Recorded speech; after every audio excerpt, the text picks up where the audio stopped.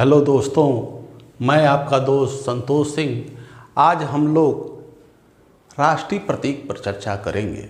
राष्ट्रीय प्रतीक एक ऐसा टॉपिक है जो हम लोग की परीक्षा में, छोटी परीक्षा हो या बड़ी परीक्षा, सभी परीक्षाओं में पूछी जाती है। इससे एक प्रश्न तो अनिवार्य है कि पूछा जाता है। दूसरा क्या खासियत है कि परीक्षा के साथ साथ समाज में आप कहीं उठते बैठते हैं और राष्ट्रीय प्रतीक से आपसे किसी ने प्रश्न कर दिया और आपने वहाँ पर उत्तर नहीं दिया तो आपका बहुत ही इंसल्ट किया जाता है। क्यों? क्योंकि आप उन समाज में कहते हैं कि हम तैयारी कर रहे हैं और तैयारी में आप राष्ट्रीय प्रतीक न बता पाएँ तो आपका तैयारी करना बेकार है। राष्ट्रीय प्रतीक के अंतर्गत हम एक एक करके सभी प्रतीकों को देखने का प्रयास करेंगे, जिसमें पहला हम लोग का टॉपिक है राष्ट्रीय ध्वज। राष्ट्रीय ध्वज से हम लोग की परीक्षा में कितने प्रश्न बनते हैं, ये एक एक करके हम लोग देखने का प्रयास करते हैं। राष्ट्रीय प्रतीक की खासियत क्या है कि ये हमारा राष्ट्रीय ध्वज है। राष्ट्रीय ध्वज अगर हम एक डंडा लगा दिए तो ये हमारा बन गया ध्वज। ध्वज में परीक्षा में पहला ही प्रश्न बार बार पूछा जाता है कि ध्वज का अनुपात कितना होता है, तो 3:2, यानी लंबाई और चौड़ाई का अनुपात कितना होता है। यह हम लोग की परीक्षा में पूछे जाने वाला प्रश्न है। तो 3:2, 3 और 2 कहने का मतलब है कि जब भी हम कोई मात्रक लेंगे तो उसका संबंध 3 और 2 में होगा। यानी अगर हम मीटर में बात करते हैं तो 3 मीटर 2 मीटर, फीट में बात करते हैं तो 3 फीट 2 फीट, किलोमीटर में बात करते हैं तो 3 किलोमीटर 2 किलोमीटर। इसी अनुपात में हमें अपने राष्ट्रीय ध्वज को बनाना होता है। राष्ट्रीय ध्वज से को अगर हम देखते हैं तो इसकी एक खासियत है कि यह 3 भागों में 3 पट्टियां हैं। इसमें सबसे ऊपर की ओर केसरी रंग की पट्टी, बीच में श्वेत रंग की पट्टी और नीचे की ओर हरे रंग की पट्टी होती है। 3 पट्टियों के कारण इसे तिरंगा भी कहा जाता है। प्रश्न परीक्षा में जब पूछता है तो हम लोग को परेशानी होती है कि ये कौन ऊपर है और कौन नीचे। तो इसे याद करने का एक आसान तरीका है, वह क्या कि सूरज हमेशा ऊपर निकलता है और धरती जो हम लोग की है वह धरती हरी होती है, यानी पृथ्वी जो है हमारी हरी होती है। तो नीचे की ओर हरा और ऊपर की ओर सूरज यानी केसरिया आपको याद करने के लिए आसानी होगी, और बीच में श्वेत रंग। तो यह हमारे 3 रंगों से मिल करके हमारे ध्वज का निर्माण होता है। वास्तव में इसमें 3 रंग न होकर के एक रंग और भी है जिसे नीला रंग, और यह हमारे चक्र में पाया जाता है। हमारी परीक्षाओं में इन तीनों रंगों से जुड़ा हुआ प्रश्न भी बनता है कि इसका मतलब क्या है, क्या सोच करके हमने 3 रंग अपनाए हैं और हमारे जिन लोगों ने यानी संविधान निर्माताओं ने इनको अपनाया, क्या सोचकर अपनाया। तीनों ने केसरिया को जागृति, शौर्य और त्याग का प्रतीक मान करके अपनाया है राष्ट्रीय ध्वज में। जबकि श्वेत रंग को, सामान्य रूप से श्वेत का मतलब शांति होता है, लेकिन हमारी जो राष्ट्रीय ध्वज है उसमें श्वेत रंग का मतलब सत्य एवं पवित्रता होता है। और यही लाइन परीक्षा में बार बार पूछी जाती है, लोग गलती करके आते जाते हैं। क्यों? क्योंकि श्वेत का रंग शांति तो सब कोई जानता है, लेकिन हमारे राष्ट्रीय ध्वज में सत्य एवं पवित्रता अपनाया गया है। हरा रंग जीवन एवं समृद्धि का प्रतीक है। भारत सरकार ने जून 2014 में इनको भी एक नया अर्थ देने का प्रयास किया है। जून 2014 में केसरिया का एक और प्रतीक बताया गया शौर्य क्रांति। श्वेत का एक और अर्थ बताया गया श्वेत क्रांति यानी दूध की क्रांति। हरा रंग का बताया गया हरित क्रांति यानी खाद्यान्न उत्पादन। राष्ट्रीय ध्वज से आपने ये देखा।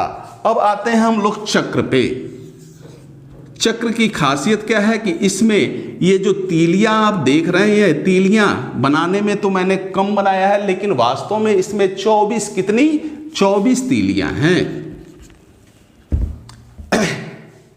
ये तीलियां, प्रश्न उठता है कि इनके बीच में कितने अंश का कोण है। तो इसे हल करने का सामान्य तरीका है कि एक वृत्त में 360 अंश का कोण बनता है और 24 तीलियां हैं, तो अगर हम 24 से इसे भाग दे दें तो निकलेगा 15 अंश। तो प्रत्येक दो तीलियों के बीच में कितने अंश का कोण होता है? तो 15 अंश का कोण होता है। एक प्रश्न बनता है कि आपका चक्र किस रंग का है? तो चक्र आपका नीले रंग का है। नीला भी, वह भी गाढ़ा नीले रंग का है। यह नीला रंग भी हमारा एक प्रतीक है। यह धर्म और ईमानदारी के साथ राष्ट्र को उन्नति के पथ पर ले जाने का प्रतीक है।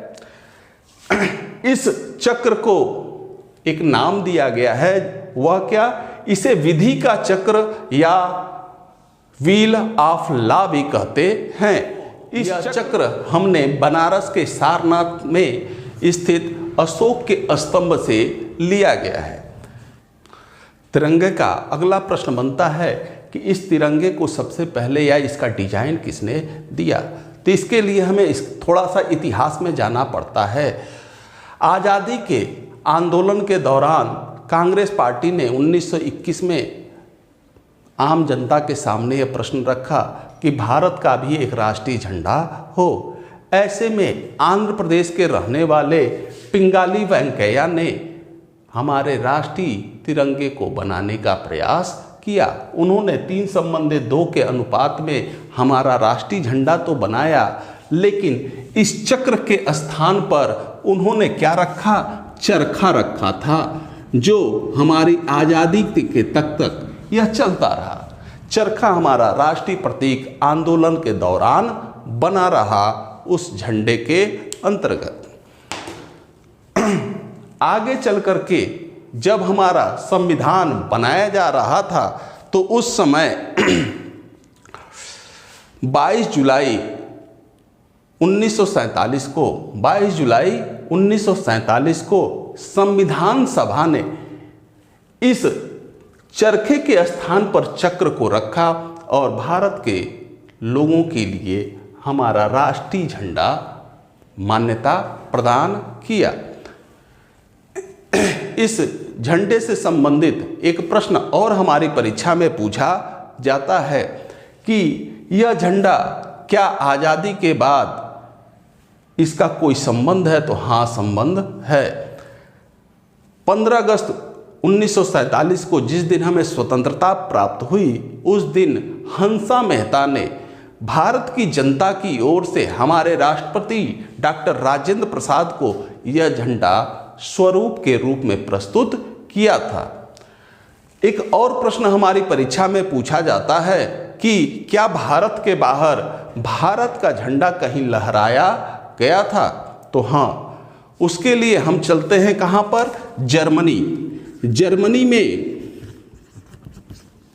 जर्मनी का एक शहर है स्टुटगार्ट। यहाँ पर अंतर्राष्ट्रीय सामाजिक सम्मेलन, कांग्रेस का सम्मेलन हो रहा था। इन सम्मेलन में मैडम भीमाजी कामा ने भारत का ध्वज फहराने का प्रयास किया था। इस प्रकार से भारत के बाहर फहराने का कार्य मैडम भीमाजी कामा ने किया था। दोस्तों, अगला राष्ट्रीय प्रतीक का टॉपिक है राष्ट्रगान। राष्ट्रगान से परीक्षा में प्रश्न बनते हैं। हमारा राष्ट्रगान क्या है? तो राष्ट्रगान जन गण मन अधिनायक है। परीक्षा में एक कन्फ्यूजन होता है कि राष्ट्रगान और राष्ट्रगीत में हम अंतर नहीं कर पाते हैं। तो उसे अंतर करने का एक तरीका है कि राष्ट्रगान जब लिखा हुआ है तो इसके ऊपर कोई मात्रा नहीं है, वैसे ही जनगण मन अधिनायक के ऊपर भी यहाँ पर मात्रा नहीं है। तो एक बहुत ही आसान पहचान है कि राष्ट्रगान हमारा क्या है? जनगण मन। ठीक है। अगला हम आते हैं कि राष्ट्रगान के रचयिता कौन है? परीक्षा में प्रश्न बनता है। तो हमारे राष्ट्रगान के रचयिता रविंद्रनाथ टैगोर जी हैं, जिन्हें हम गुरुदेव भी कहते हैं।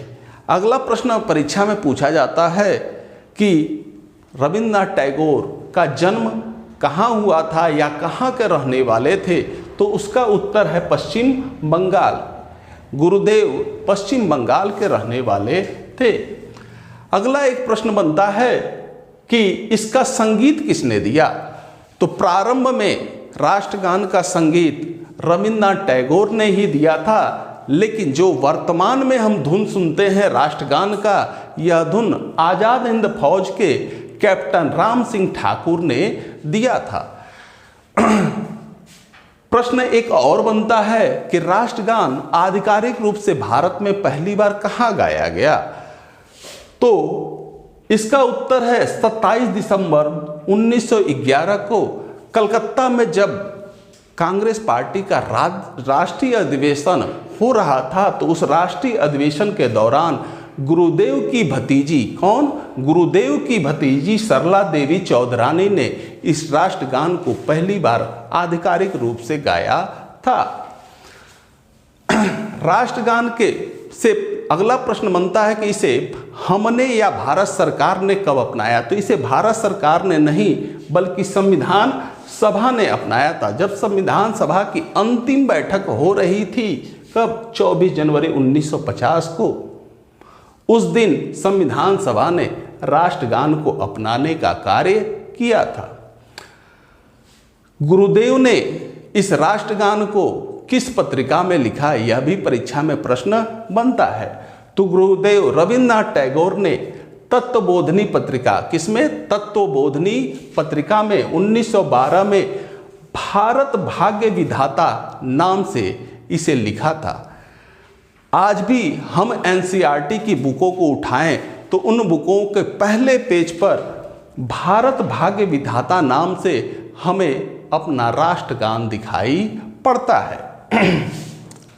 एक प्रश्न पूछता है कि इस राष्ट्रगान का अंग्रेजी में अनुवाद किसने किया है, तो अंग्रेजी अनुवाद भी रविंद्रनाथ टैगोर ने ही मॉर्निंग सॉन्ग ऑफ इंडिया के नाम से किया था। रविंद्रनाथ टैगोर की एक और खासियत है, यह केवल भारत ही नहीं पूरे विश्व में एक ऐसे व्यक्ति हैं जिन्होंने 2 देशों का राष्ट्रगान लिखने का कार्य किया है। इन्होंने भारत के साथ साथ बांग्लादेश का भी राष्ट्रगान लिखा है, जो है आमार सोनार बांग्ला। गुरुदेव से एक प्रश्न और परीक्षा में पूछा जाता है कि गुरुदेव को क्या नोबेल पुरस्कार मिला, तो गुरुदेव को ही नहीं मिला, वह भारत के पहले व्यक्ति हैं जिन्हें नोबेल पुरस्कार मिला। गुरुदेव को 1913 में उनकी उपन्यास गीतांजलि के लिए यह पुरस्कार मिला था। यह पुरस्कार बांग्ला भाषा के लिए नहीं बल्कि अंग्रेजी भाषा में लिखी गीतांजलि के लिए मिला था। उन्होंने ही बाद में बंगाली भाषा के गीतांजलि को अंग्रेजी भाषा में अनुवादित करने का कार्य किया था। अब आइए देखते हैं राष्ट्रगीत के बारे में। हमारा राष्ट्रीय गीत वंदे मातरम है। इस राष्ट्रीय गीत की रचना बंकिम चंद्र चटर्जी ने किया था। बंकिम चंद्र चटर्जी भी बंगाल के रहने वाले थे। बंकिम चंद्र चटर्जी ने इस राष्ट्रगीत को आनंद मठ नामक अपने उपन्यास में बांग्ला भाषा में लिखा था 1882 में। इससे जुड़ा हुआ एक और परीक्षा में प्रश्न पूछता है, उसे भी जानने का प्रयास करते हैं कि बंकिम चंद्र चटर्जी ने सर्वप्रथम राष्ट्रगीत कब लिखा था, तो इसका उत्तर मिलता है 1876। ये क्या है, बंकिम चंद्र चटर्जी जब अथर्ववेद पढ़े तो उसके मातृसूक्त से प्रभावित हुए और प्रभावित होकर 1876 में सर्वप्रथम संस्कृत भाषा में उन्होंने वंदे मातरम को लिखा। बाद में 1882 में उन्होंने इसे बांग्ला भाषा में लिखा था। यह आनंद मठ नामक जो उपन्यास है, इस उपन्यास को बंकिम चंद्र चटर्जी ने आधार बनाया 1773 में होने वाले सन्यासी विद्रोह को। इस विद्रोह को उन्होंने अपनी पुस्तक में दिखाया और वहीं पर उन्होंने वंदे मातरम का जिक्र किया। राष्ट्रीय गीत से परीक्षा में अगला प्रश्न बनता है कि इस राष्ट्रीय गीत को सर्वप्रथम कहाँ गाया गया। तो राष्ट्रीय गीत को 1876 में कलकत्ता में कांग्रेस के अधिवेशन में सबसे पहले गाया गया था। गाने वाले व्यक्ति थे रविंद्रनाथ टैगोर। इन्होंने उस समय 96 में इन्होंने बांग्ला भाषा में गाया था। आगे चल करके कांग्रेस का कलकत्ता में ही 1905 में फिर अधिवेशन होता है। उस अधिवेशन में हिंदी भाषा में या संस्कृत भाषा में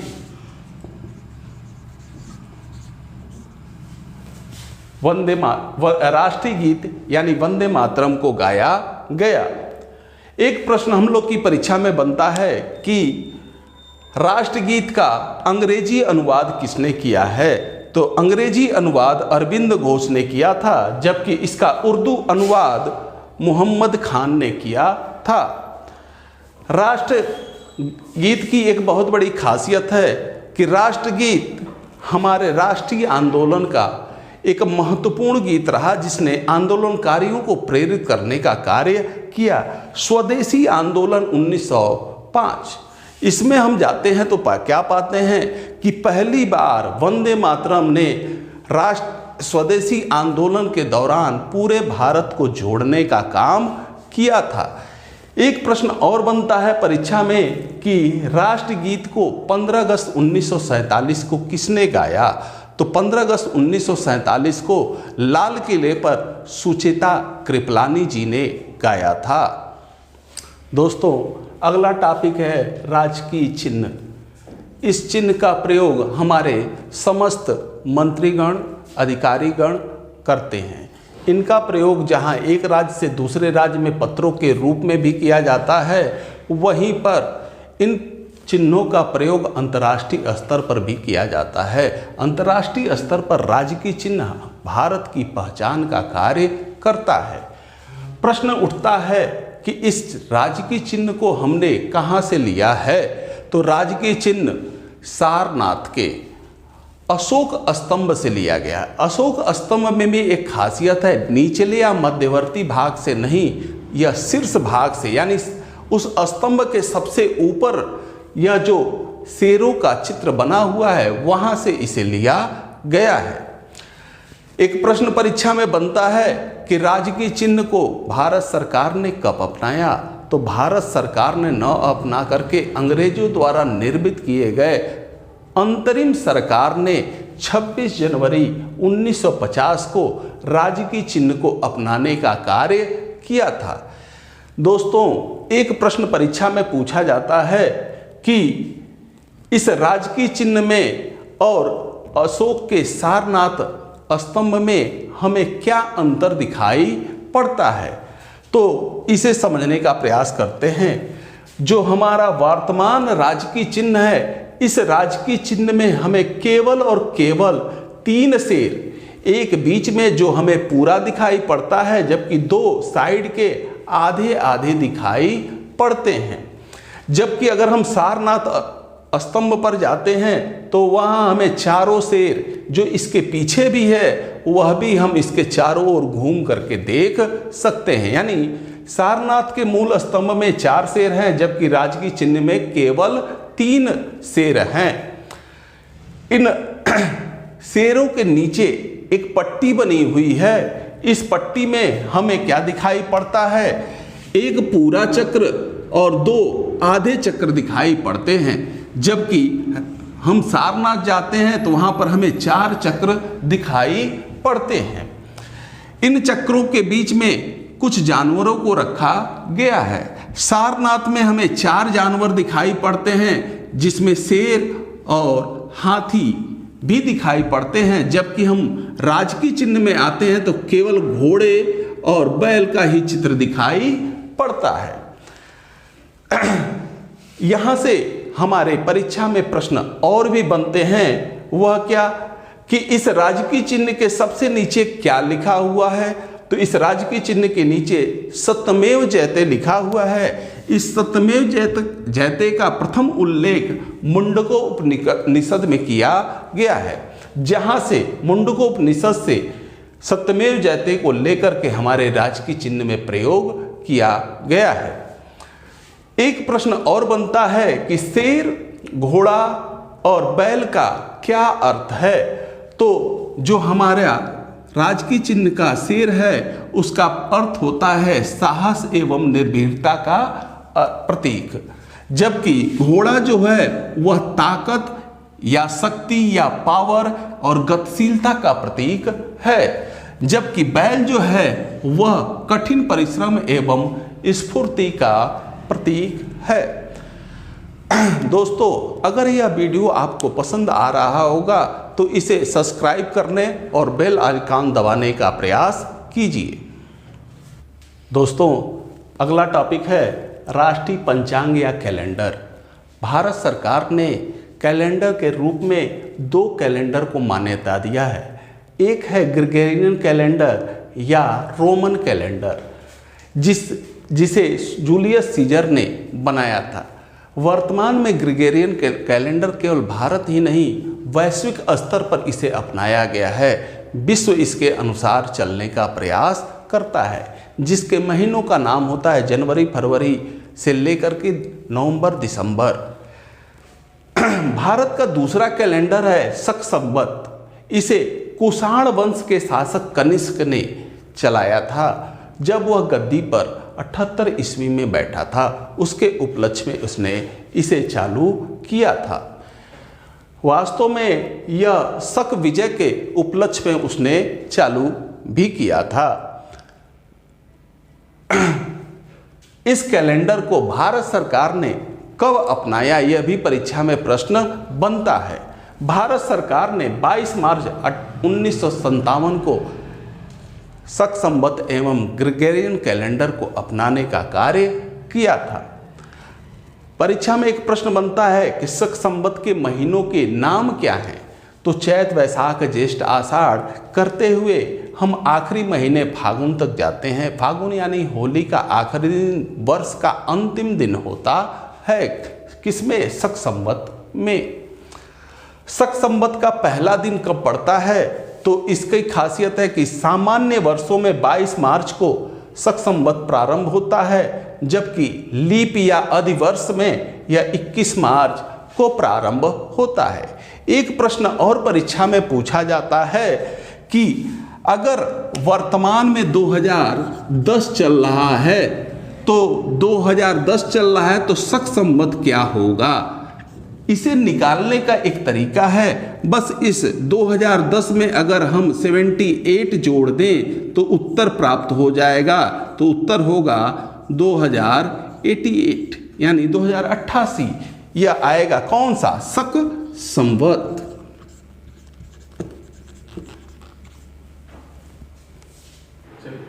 दोस्तों, राष्ट्रीय प्रतीक का अगला टॉपिक है राष्ट्रीय पर्व।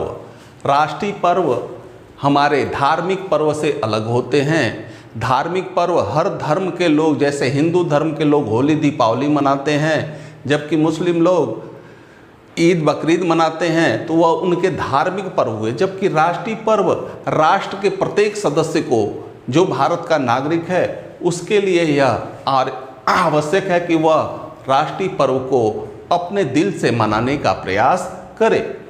26 जनवरी को हम गणतंत्र दिवस के रूप में मनाते हैं। इसके पीछे एक कहानी है। वह क्या कि 26 जनवरी 1950 को भारत का संविधान जब लागू हुआ तो उसी के उपलक्ष्य में हम गणतंत्र दिवस मनाते हैं।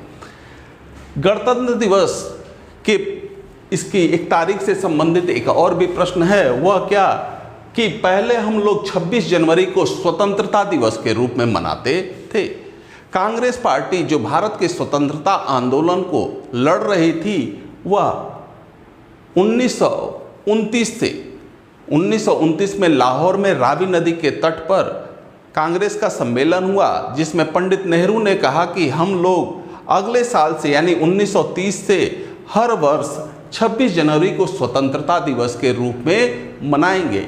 यह कार्यक्रम हमारा 1949 तक चलता रहा और 26 जनवरी 1950 को जब भारत का संविधान लागू हुआ तो हम अब स्वतंत्रता दिवस के स्थान पर गणतंत्र दिवस मनाना प्रारंभ किए। जबकि 15 अगस्त को हम अब स्वतंत्रता दिवस के रूप में मनाते हैं। ब्रिटिश सरकार से भारत को 15 अगस्त को आज़ादी मिली, इसके उपलक्ष्य में अब हम स्वतंत्रता दिवस मनाते हैं। दोस्तों, 15 अगस्त की जो तारीख है वह 14 और 15 अगस्त की मध्य रात्रि का समय है। हम 14 और 15 अगस्त के रात 12 बजे से हम लोग स्वतंत्रता दिवस को मनाते आ रहे हैं। 2 अक्टूबर को हम महात्मा गांधी के हमारे आंदोलनों के कर्ता धर्ता, जिन्होंने भारत को स्वतंत्रता दिलाने का प्रयास किया, जिनके प्रयासों से भारत स्वतंत्र हुआ, उनकी उपलक्ष्य में हम लोग 2 अक्टूबर को गांधी जी के जन्मदिन पर हम लोग उनका भी राष्ट्रीय पर्व के रूप में सम्मान करते हैं। 2 अक्टूबर से एक और प्रश्न जुड़ा हुआ है कि 2 अक्टूबर को लाल बहादुर शास्त्री जी का भी जन्म हुआ था। यह परीक्षा में पूछ दिया जाता है। दोस्तों, अगला टॉपिक है झंडा गीत। भारत का झंडा गीत विजयी विश्व तिरंगा प्यारा, झंडा ऊंचा रहे हमारा, यह है। इसके रचयिता कौन है, हमारी परीक्षाओं में बार बार पूछा जाता है। झंडा गीत को लिखने का कार्य श्यामलाल गुप्त ने किया था। यह कानपुर के रहने वाले थे और कानपुर के नगर निगम में पार्षद थे। दोस्तों, राष्ट्रीय प्रतीक का अगला पॉइंट है राष्ट्रीय पक्षी।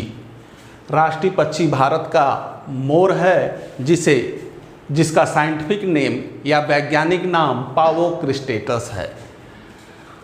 यहाँ से एक प्रश्न और समझ सकते हैं हम लोग कि वह क्या, कि परीक्षा में पूछ देता है कि उत्तर प्रदेश का राष्ट्रीय पक्षी कौन है, तो उत्तर प्रदेश का राष्ट्रीय पक्षी सारस है। ठीक है। अगला आते हैं राष्ट्रीय पशु भारत का क्या है, तो भारत का राष्ट्रीय पशु बाघ है। बाघ का वैज्ञानिक नाम पैंथेरा टाइग्रिस लिनियास है। इसी से जुड़ा हुआ अगला क्वेश्चन हो सकता है वह क्या, कि उत्तर प्रदेश का राष्ट्रीय पशु क्या है, तो उत्तर प्रदेश का राष्ट्रीय पशु बारहसिंगा है। हमारे बाघ से संबंधित कुछ और भी प्रश्न परीक्षा में पूछे जाते हैं। वह क्या, कि बाघ जो है इसके संरक्षण के लिए भारत ने कब प्रयास करना चालू किया। 1973 से भारत ने बाघ संरक्षण परियोजना चालू की, जो वर्तमान में भी चल रही है। बाघ से संबंधित एक और प्रश्न इतिहास से जुड़ा हुआ है कि दक्षिण भारत का कौन सा ऐसा राजवंश है जिसके राष्ट्रीय झंडे पर बाघ का निशान था, तो वह निशान है चोल वंश का। चोल वंश के झंडे पर बाघ का निशान हुआ करता था। अगला है राष्ट्रीय प्रतीक। हमारा राष्ट्रीय फल क्या है, तो हमारा राष्ट्रीय फल आम है। आम का वैज्ञानिक नाम मैग्नीफेरा इंडिका है। इसकी क्या खासियत है कि परीक्षा में यहाँ से प्रश्न क्या बनते हैं कि विटामिन से संबंधित, कि आम अगर कच्चा होता है तो उसमें कौन सा विटामिन होता है और जब पक जाता है तो उसमें कौन सा विटामिन होता है। आम जब कच्चा होता है तो उसमें विटामिन सी होता है और जब वह पक जाता है तो वह विटामिन ए में कन्वर्ट हो जाता है। अगला आते हैं राष्ट्रीय फूल। राष्ट्रीय फूल भारत का कमल है, जिसका वैज्ञानिक नाम नेलेम्बो न्यूसिफेरा गार्टन है। उत्तर प्रदेश का क्या है राष्ट्रीय फूल, उत्तर प्रदेश का राष्ट्रीय फूल पलाश है। राष्ट्रीय वृक्ष से प्रश्न परीक्षा में पूछे जाते हैं। भारत का राष्ट्रीय वृक्ष बरगद या बट है, पीपल नहीं। परीक्षा में लोग कंफ्यूज करते हैं कि पीपल है कि बरगद, दो अलग अलग वृक्ष हैं, इन्हें एक करने का प्रयास न करें। बरगद या बट हमारा राष्ट्रीय वृक्ष है, जिसका वैज्ञानिक नाम फाइकस बेंगालेंसिस है। इसी से जुड़ा हुआ कि उत्तर प्रदेश का वृक्ष कौन सा है, तो वह है अशोक। अशोक से भी आपको एक क्वेश्चन बन सकता है कि नगरों में वायु प्रदूषण को रोकने के लिए सबसे अच्छा कौन सा पौधा होता है, तो अशोक का होता है, जो ध्वनि प्रदूषण वायु प्रदूषण को रोकने में सर्वाधिक सक्षम होता है। बरगद की एक और प्रश्न है जुड़ा हुआ कि कौन कौन से ऐसे पौधे हैं जो 24 घंटे ऑक्सीजन देने का काम करते हैं।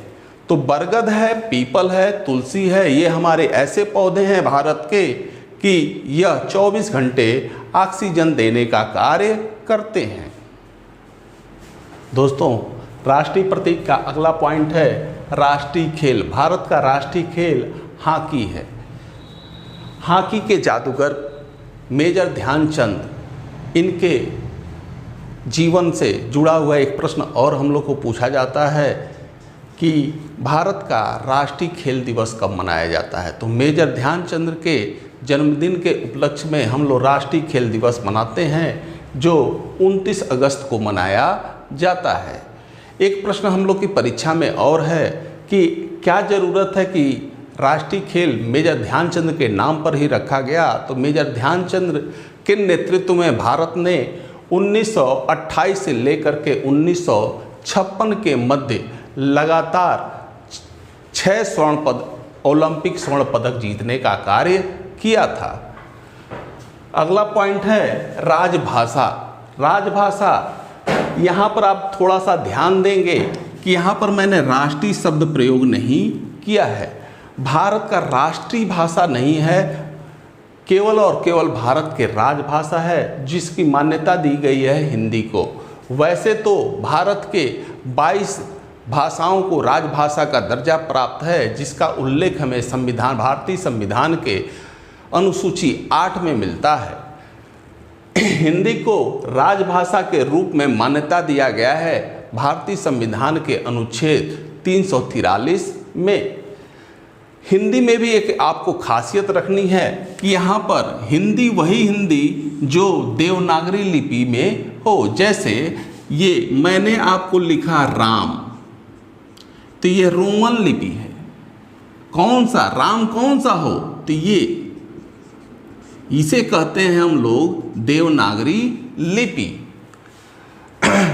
एक प्रश्न परीक्षा में और बनता है कि राजभाषा के रूप में हिंदी को कब अपनाया गया। तो 14 सितंबर 1949 को संविधान सभा ने ही, भारत सरकार ने नहीं, संविधान सभा ने इसे हमारा राजभाषा के रूप में अपनाने का कार्य किया था। अगला पॉइंट है दोस्तों राष्ट्रीय नदी। भारत की राष्ट्रीय नदी गंगा, इसे हाल फिलहाल में यानी 2008 में मान्यता दी गई है। 4 नवंबर 2008 को गंगा नदी से खासियत थोड़ा सा और भी जान लें। गंगा नदी भारत की सबसे बड़ी नदी है, सबसे बड़ी अपवाह तंत्र वाली नदी है, और गंगा नदी का उद्गम होता है उत्तराखंड के गंगोत्री ग्लेशियर से। साथ ही गंगा नदी की एक और खासियत है कि गंगा नदी में एक बैक्टीरियोफेज नामक वायरस पाया जाता है, जिसकी वजह से गंगा नदी का पानी लंबे समय तक सड़ता नहीं है। दोस्तों, अगला टॉपिक है राष्ट्रीय जलीय जीव। डॉल्फिन एक स्तनधारी जीव है जो नदियों में पाई जाती है, जिसकी सर्वाधिक मात्रा गंगा नदी में है और तेजी से इसका विलुप्त हो रहा था। ऐसे कारण से भारत सरकार ने 5 अक्टूबर 2009 को इसे राष्ट्रीय जलीय जीव के रूप में मान्यता प्रदान की है। इसी प्रकार से एक और जानवर है जिसका तेजी से क्षरण हो रहा था या तेजी से वह विलुप्त हो रहे थे, उनके अस्तित्व को संकट उत्पन्न हो गया था। इस कारण से उसे भी संरक्षण देने का काम किया गया। इसके लिए भारत सरकार ने हाथी के 2 प्रजातियां हैं। एक प्रजाति अफ्रीकन होती है और एक एशियाई। अफ्रीकन हाथी एशियाई हाथी से बड़ी होती है, जो इस पृथ्वी पर सबसे बड़े आकार वाला जीव है, वजन में भी जीव है। जबकि एशियाई हाथी अफ्रीकन हाथी से छोटी होती है। तो एशियाई हाथी को राष्ट्रीय विरासत पशु के रूप में 21 अक्टूबर 2010 को मान्यता दी गई। दोस्तों अगला टॉपिक है राष्ट्रीय मुद्रा। भारत का राष्ट्रीय मुद्रा रुपया है। रुपया शब्द शेरशाह सूरी ने दिया था। इसका प्रतीक क्या हो, इसके लिए हमने र अक्षर को 2 बार काटा है, यही अपनाया गया है। इसे अपनाने का कार्य 15 जुलाई 2010 को किया गया और इसका डिजाइन किसने दिया, तो डी उदय कुमार ने। डी उदय कुमार ने इस राष्ट्रीय मुद्रा का प्रतीक दिया था। राष्ट्रीय प्रतीक का यह टॉपिक अगर आपको पसंद आया तो इस वीडियो को सब्सक्राइब करें, बेल आइकन दबाने का प्रयास करें कि आपको आगे बनने वाले सारे वीडियो क्रमशः पहुंचते रहें। दोस्तों राष्ट्रीय प्रतीक में जाते जाते भी कुछ और भी जानते जाइए, क्या कि हमारा राष्ट्रीय कवि कौन है। भारत का राष्ट्रीय कवि मैथिली शरण गुप्त है। साथ ही भारत का राष्ट्रीय ग्रंथ कौन है, तो भारत का राष्ट्रीय ग्रंथ भगवत गीता है। साथ ही भारत का सर्वोच्च पुरस्कार कौन है, तो भारत का सर्वोच्च पुरस्कार भारत रत्न है। भारत का राष्ट्रीय स्मारक कौन है, तो दिल्ली में बनाया गया इंडिया गेट भारत का राष्ट्रीय स्मारक है।